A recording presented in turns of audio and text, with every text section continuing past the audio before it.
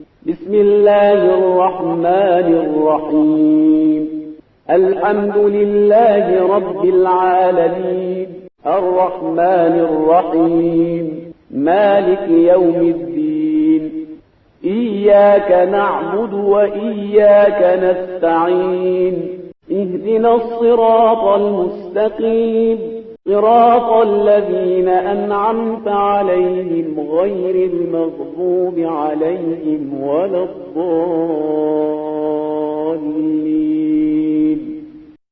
اعوذ باللہ من الشیطان الرجیم بسم اللہ الرحمن الرحیم الحمد لأہلہ والصلاۃ علی اہلہا۔ السلام علیکم ورحمۃ اللہ وبرکاتہ۔ آؤ کتاب پڑھیں۔ اس پروگرام میں ہم آپ کی خدمت میں چہاردہ معصومین علیہم الصلاۃ والسلام کے حالات زندگی پیش کر رہے ہیں۔ الحمدللہ ہماری گفتگو امام زین العابدین علیہ الصلاۃ والسلام کے حالات زندگی میں ہو رہی ہے، اور کتاب رہبران معصوم علیہم السلام کے پیج نمبر 337 تک ہماری گفتگو پہنچ چکی تھی۔ آئیے گفتگو کے سلسلے کو وہیں سے شروع کرتے ہیں۔ امام شام میں۔ خاندان رسول کو شام میں ظلم کے بانی اس حال میں لائے کہ ایک رسی میں سب کے سب بندھے ہوئے تھے۔ جیسے ہی یہ قافلہ یزید کے دربار میں پہنچا، اس نے دلیرانہ انداز میں یزید کو مخاطب کرتے ہوئے ارشاد فرمایا، اے یزید، ذرا یہ تو بتا کہ اگر اس حال میں جب کہ ہم رسیوں میں جکڑے ہوئے ہیں رسول خدا کی نظر ہم پہ پڑے تو ان کا کیا حال ہوگا؟ اس جملے کا دہن مبارک سے نکلنا تھا کہ مجمع میں ایک تہلکا پڑ گیا، سب کی آنکھوں میں اشک کے دریا امڈ پڑے۔ ایک مسلمان کا بیان ہے کہ میں اس وقت شام میں موجود تھا جب اہل حرم کو اسیر کر کے شام میں لایا گیا، اور ہر عمومی جگہ پر اس قافلے کو روک دیا کرتے تھے۔ بازار شام میں یہ قافلہ روکا گیا، اتنے میں ایک بوڑھا شامی مجمع کو چیرتا پھاڑتا آگے بڑھا اور کہنے لگا، خدا کا شکر ہے اس خدا کا جس نے تم لوگوں کو ہلاک کیا، فتنہ و فساد کی آگ کو خاموش کیا۔ اس طرح کی اور بھی بہت ساری الٹی باتیں کہتا رہا، لیکن جب وہ جتنا کہہ سکتا تھا کہہ چکا تو اس وقت حضرت زین العابدین علیہ السلام نے اس سے فرمایا، میں نے تمہاری باتیں سنی اور جتنے بھی بغض و حسد اور کینہ کی آگ تمہارے دل میں تھی اس کو تم نے اگل دیا، لیکن انصاف کی بات یہ ہے کہ جس طرح سے میں نے تمہاری باتیں سنی تم بھی میری بات کو غور سے سنو۔ شامی نے کہا، فرمائیے امام، آیا تم نے قرآن پڑھا ہے؟ شامی نے کہا، ہاں پڑھا ہے۔ امام، آیا تم نے اس آیہ کریمہ کو بھی پڑھا ہے؟ قُلْ لَا أَسْأَلُكُمْ عَلَيْهِ أَجْرًا إِلَّا الْمَوَدَّةَ فِي الْقُرْبَى۔ اے رسول آپ کہہ دیجئے کہ میں تم لوگوں سے کوئی اجر رسالت نہیں چاہتا مگر یہ کہ تم میرے اہل بیت سے محبت کرو۔ سورہ شورى آیت نمبر 23۔ شامی نے کہا کہ ہاں ضرور پڑھی ہے۔ امام، وہ اہل بیت رسول اور رسول اللہ کے رشتہ دار ہم ہی ہیں۔ آیا اس آیت کو بھی پڑھا ہے؟ وَآتِ ذِی الْقُرْبَى حَقَّهُ، قرابت داروں کو ان کا حق دے دیجئے۔ شامی نے کہا، ہاں یہ بھی پڑھی ہے۔ امام، وہ قرابت دار ہم ہی ہیں۔ شامی، آیا واقعاً تم ہی رسول کے قرابت دار ہو؟ امام نے، بے شک۔ آیا تم نے آیت خمس کو بھی پڑھا ہے؟ وَاعْلَمُوا أَنَّمَا غَنِمْتُم مِّن شَيْءٍ فَإِنَّ لِلَّهِ خُمُسَهُ وَلِلرَّسُولِ وَلِذِي الْقُرْبَى، جان لو جو کچھ تمہیں مال غنیمت ملے اس میں سے 5واں حصہ خدا، رسول اور قرابت داروں کا حق ہے۔ شامی، اس کو بھی پڑھا ہے؟ امام، وہ قرابت دار ہم ہی تو ہیں۔ آیا تم نے آیت تطہیر کی بھی تلاوت کی ہے؟ انما یرید اللہ لیذھب عنکم الرجس اہل البیت ویطہرکم تطہیرا، خدا نے یہ ارادہ کیا ہے کہ اہل بیت وہ تم کو ہر قسم کی نجاست اور پلیدگی سے دور رکھے، اس طرح پاک و پاکیزہ قرار دے جو پاک و پاکیزہ قرار دینے کا حق ہے۔ یہ سننا تھا کہ بوڑھے شامی نے آسمان کی طرف ہاتھ اٹھا کر 3 مرتبہ کہا، خدایا میں نے توبہ کی، پروردگارہ ہم اہل بیت کی دشمنی سے توبہ کرتے ہیں، بار الہ میں ان لوگوں سے بیزار ہوں جنہوں نے اہل بیت کو قتل کیا۔ میں نے اس سے پہلے بھی بارہا قرآن پڑھا تھا مگر میں حقائق قرآن سے ناآشنا تھا۔ امام مسجد شام میں۔ ایک دن یزید نے شام کی جامع مسجد میں ایک خطیب کو حکم دیا کہ ممبر پر جا کر امیر المومنین امام حسن اور امام حسین علیہم السلام کو برا بھلا کہیں۔ حکم پاتے ہی خطیب ممبر پر گیا اور جاتے ہی گالیاں دینا شروع کر دی اور یزید اور ان کے والد کی تعریف میں کوئی کسر باقی نہ رکھی۔ امام زین العابدین علیہ السلام نے بآواز بلند خطیب کو مخاطب کرتے ہوئے فرمایا، وائے ہو تجھ پر، تو نے مخلوق کی خوشنودی کی خاطر خالق اکبر کو ناراض کیا اور جہنم کا مستحق بنا۔ اس کے بعد یزید کی طرف متوجہ ہو کر فرمایا، مجھے ان لکڑیوں ممبر پر جانے دے تاکہ وہ بات کہوں جس سے خدا خوشنود ہو اور سننے والوں کو بھی ثواب ملے۔ یزید نے قبول نہ کیا۔ لوگوں نے اصرار کرنا شروع کر دیا کہ یزید نے جھنجلا کر کہا، اگر یہ ممبر پر آ گئے تو میرے اور میرے خاندان کی ذلت و رسوائی ہو کر رہے گی۔ لوگوں نے کہا، آخر اس حالت میں یہ کیا کہہ سکتے ہیں؟ یزید نے جواب دیا، ارے یہ اس خاندان کی فرد ہے جنہیں گھٹی میں علم و دانش گھول کر پلائی گئی ہے۔ لوگوں کا اصرار اور بڑا، آخرکار یزید کو مجبوراً قبول ہی کرنا پڑا۔ امام ممبر پر تشریف لائے، حمد و ثنا اور پیغمبر اسلام پر درود بھیجنے کے بعد یوں گویا ہوئے، حمد ہے اس خدا کی جس کی ذات کی کوئی ابتدا اور انتہا نہیں، وہ خدا ہر اول کا اول اور ہر آخر کا آخر ہے۔ جب تمام مخلوقات فنا کے گھاٹ اتر جائیں گے اس وقت بھی وہ باقی رہے گا۔ اے لوگو، خداوند عالم نے ہم کو علم، بردباری، سخاوت و فصاحت، دلیری اور مومنین کے دلوں میں ہماری محبت عطا فرمائی۔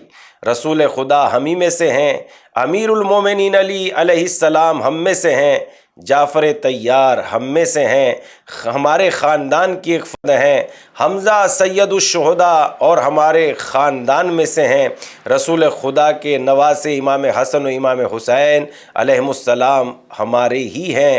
میں مکہ و منا کا فرزند، صفا و مروہ اور زمزم کا لاڈلا ہوں۔ میں اس کا فرزند ہوں جس نے اپنے امامے کے دامن سے حجر اسود کو اٹھایا۔ میں اس عالی مقام کا فرزند ہوں جس نے احرام باندھا، طواف کیا، صفا و مروہ کے درمیان سعی کی اور فریضہ حج انجام دیا۔ میں اس کا فرزند ہوں جسے ذات الہی رات میں مسجد حرام سے مسجد اقصیٰ تک لے گئی۔ میں اس کا لخت جگر ہوں جس کی طرف خداوند عالم نے وحی بھیجی۔ میں اس حسین کا فرزند ہوں جسے کربلا کے میدان میں قتل کر ڈالا گیا۔ میں محمد مصطفیٰ کا فرزند ہوں۔ میں فاطمہ زہرا کا فرزند ہوں۔ میں خدیجۃ الکبریٰ کا فرزند ہوں۔ میں اس کا فرزند ہوں جو اپنے خون میں نہایا۔ لوگ حیرت زدہ ہو کر امام کو دیکھ رہے تھے۔ امام کا ایک ایک جملہ خاندان ہاشم کی عظمت اجاگر اور شہادت حسینی کے مقصد کی اشاعت و وضاحت کر رہا تھا، یہاں تک کہ کاسائے چشم اشکوں سے لبریز ہو گئے اور دھیرے دھیرے لوگوں کی ہچکیاں بندھنے لگی اور ہر طرح سے آہو بکا، گریا و زاری کی صدائیں بلند تھی۔ یہ منظر دیکھ کر یزید کے ہاتھوں کے طوطے اڑ گئے۔ جلدی سے مؤذن کو حکم دیا گلدستے پر جا کر اذان کہیں۔ مؤذن نے گلدستے پر جا کر کہا، اللہ اکبر۔ امام نے فرمایا، بے شک اللہ بزرگ و برتر ہے، عظیم و جلیل ہے ہر اس شے سے جس سے ڈرا جائے۔ اشہد ان لا الہ الا اللہ۔ امام نے فرمایا، میں تمام گواہی دینے والوں کے ساتھ گواہی دیتا ہوں کہ خدا کے علاوہ اور کوئی معبود نہیں ہے۔ اشہد ان محمد رسول اللہ۔ لوگ شرم کے مارے سر جھکائے ہوئے تھے اور کان لگائے ہوئے تھے، امام کے جواب کو غور سے سن رہے تھے، لیکن حضرت کا اسم مبارک آتے ہی لوگوں کی نگاہیں امام کے چہرے اقدس پر جم گئی۔ آنسوؤں کی کثرت کی بنا پر ہر ایک پردہ سا آنکھوں پر چھا گیا تھا، گویا لوگ امام کے چہرہ اقدس میں حضرت کی تصویر ڈھونڈ رہے تھے۔ امام نے عمامہ مبارک سر سے اتارا، مؤذن کی طرف اشارہ کر کے ارشاد فرمایا، مؤذن خدا سے خدا بخدا ذرا رک جا۔ مؤذن خاموش ہو گیا، سارے مجمع پر ایک خاموشی چھا گئی۔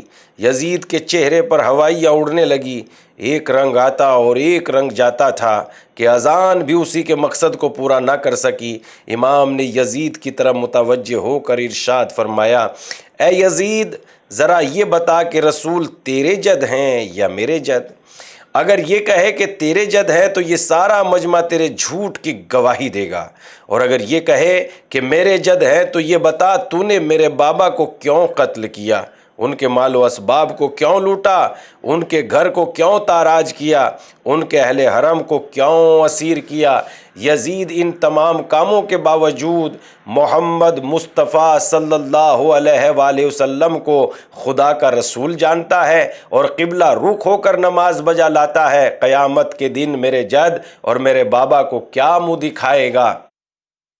یزید نے مؤذن کو اقامت کا حکم دیا۔ یہ حکم سنتے ہی مجمع بفر گیا اور غصے کے مارے کچھ لوگ بغیر نماز پڑھے مسجد سے چلے گئے۔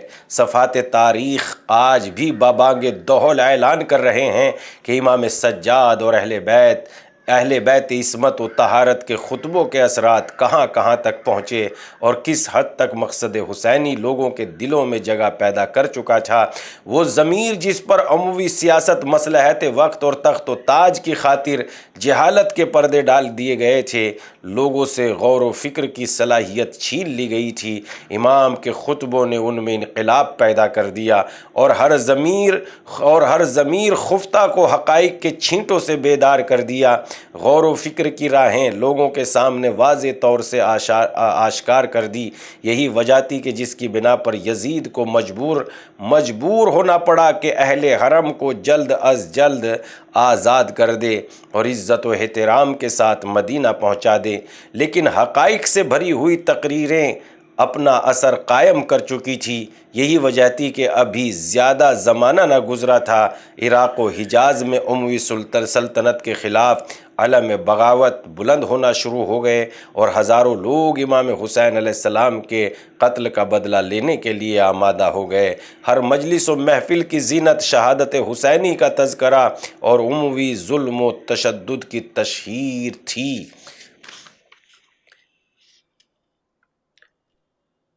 بیمار امام۔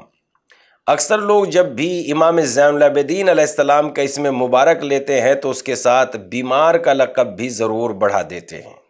اس کی وجہ یہ ہے کہ ان لوگوں کا خیال یہ ہے کہ امام علیہ السلام ہمیشہ بیمار تھے، اور جب بھی امام کا تصور کرتے ہیں تو ایک مریض و بیمار کا تصور ذہن میں نقش ہو جاتا ہے، لیکن حقیقت یہ ہے کہ امام زین العابدین علیہ السلام اپنی ساری زندگی میں بیمار نہیں تھے۔ ہاں، کربلا میں چند روز ضرور بیمار تھے اور یہ ایک مصلحت الہی تھی۔ یہی بیماری اس بات کا سبب بنی کہ خاندان اموی کے خونخوار امام کو قتل نہ کر سکے، جس کی وجہ سے نسل امامت باقی رہی۔ شجرہ طیبہ اصلها ثابت و فرعها فی السماء کے لیے امام کی ذات گرامی سبب بنی، اور یہ کوئی ایسی بات نہیں ہے جو کسی سے پوشیدہ ہو۔ وہ اشخاص جو امام کی زندگی سے واقفیت رکھتے ہیں ان کے لیے بات واضح اور روشن ہے۔ مزید وضاحت کے لیے ان اقتصابات کی طرف توجہ فرمائے۔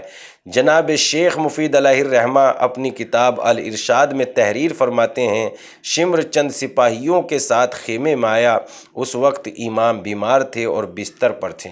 چونکہ امام بیمار تھے اس لیے ظالم ان کو قتل نہ کر سکے۔ امام حسین علیہ السلام کی شہادت کے بعد شمر علی بن الحسین کے قریب آیا، حالانکہ وہ بیمار تھے۔ شمر نے اپنے ساتھیوں سے کہا، ان کو بھی قتل کر ڈالو۔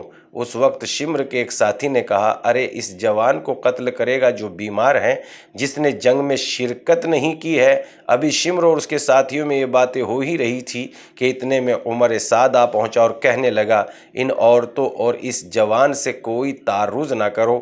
بعض مورخین نے تحریر کیا کہ امام کی بیماری یا اس کے اثرات کوفے تک پہنچے تھے۔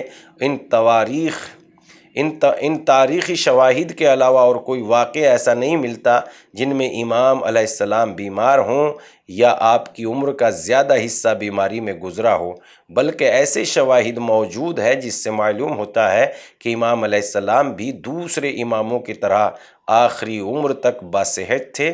صرف چند روز ایسے ضرور ملتے ہیں جس میں امام بیمار تھے۔ زندگی بھر امام باصحت تھے اور رہبری اور امامت کے فرائض انجام دینے میں مشغول رہے۔ اور یہ بالکل واضح سی بات ہے۔ یہاں پر پیج نمبر 345 پر ہم اپنی گفتگو کو تمام کر رہے ہیں، لیکن اتنی بات ہم بھی کہنے کا حق رکھتے ہیں اپنی جانب سے کہ امام چونکہ ہمارے بدن میں جو بیماری کا تصور ہے وہ غیر معتدل زندگی جب گزرتی ہے اور انسان اعتدال سے جب باہر قدم پھیلا دیتا ہے، بدہضمی کی بیماری اس وقت ہوتی ہے جب ہم زیادہ کھا لیتے ہیں، یعنی جتنی بھی بیماریاں ہمارے وجود میں داخل ہوتی ہیں وہ اس وقت ہوتی ہے جب ہم بے احتیاطی کرتے ہیں۔ اگر ہم بھی احتیاط کریں تو ہمارا بدن بھی کبھی بیمار اور مریض نہیں ہو سکتا، اس کے اصول ہیں موجود۔ تو جب ہم جیسے گناہگار انسان احتیاط کے ذریعے صحت مند رہ سکتے ہیں تو معصوم کا تو کھانا پینا رہنا سہنا پوری زندگی حکم خدا کے مطابق گزرتی ہے، تو ان کی زندگی میں کوئی بیماری کا تصور آ ہی نہیں سکتا۔ اور اگر بیماری ہے بھی تو مصلحت الہی کی بنیاد پر، یا تو ان کے فضائل اجاگر ہو جائے یا وہ مثلا ان کی زندگی سلسلہ امامت باقی رہ جائے۔ تو ہم اپنی گفتگو کو پیج نمبر 345 پر تمام کرتے ہیں۔ انشاءاللہ پھر آپ کی خدمت میں سیرت چہاردہ معصومین علیہم الصلاۃ والسلام کے ساتھ حاضر ہوں گے۔ تب تک کے لیے آپ دیکھتے رہیے آؤ کتاب پڑھیں۔ والسلام علیکم ورحمۃ اللہ۔ خدا حافظ۔